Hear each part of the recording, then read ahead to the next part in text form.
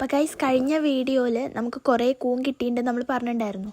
ആ വീഡിയോ മുകളിൽ നമ്മൾ പിൻ ചെയ്ത് വെക്കുക. അപ്പോൾ ഈ കൂന് നമ്മൾ എങ്ങനെയാണ് കുക്ക് ചെയ്യാമെന്ന് ഈ വീഡിയോയിൽ പറയാമെന്ന് പറഞ്ഞിട്ടുണ്ടായിരുന്നു. അപ്പോൾ ആ വീഡിയോ ആണിത്, എല്ലാവരും കാണാം.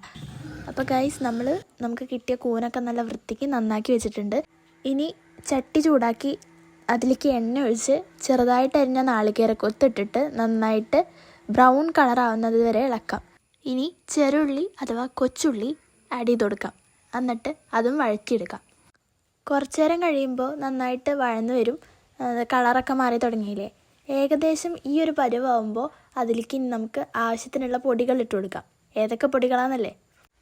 മഞ്ഞൾപ്പൊടി, മുളക് പൊടി, മല്ലിപ്പൊടി, ഉപ്പ്. ഇത്രയും സാധനങ്ങൾ ആവശ്യത്തിനനുസരിച്ച് ഇട്ട് കൊടുക്കുക.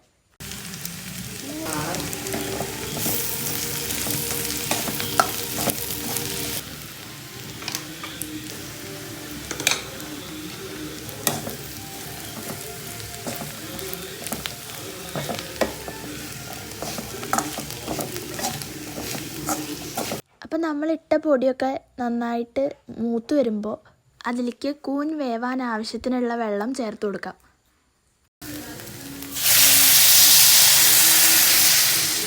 ഇതിൻ്റെ ഇടയിൽ കൂടെ തന്നെ നമ്മൾ വൃത്തിയാക്കി വെച്ച കൂന് മഞ്ഞൾപ്പൊടിയും ഉപ്പും ചേർത്ത് നന്നായിട്ട് തിളപ്പിച്ചെടുക്കും. കൂനിലെ കേട് തീർക്കാനാണ് കേട്ടോ അത്. ഇപ്പം നമ്മളെ മസാലക്കൂട്ടുണ്ടാക്കി വെച്ചിട്ടുള്ളത് തിളച്ച് വന്നിട്ടുണ്ട്. ഇനി അതിലേക്ക് നമ്മൾ റെഡിയാക്കി വെച്ചിട്ടുള്ള കൂന് ചേർത്ത് കൊടുക്കാം. നമുക്കിനി കൂന് നന്നായിട്ട് ഇളക്കി അത് അടച്ച് വെച്ച് വേവിക്കാം.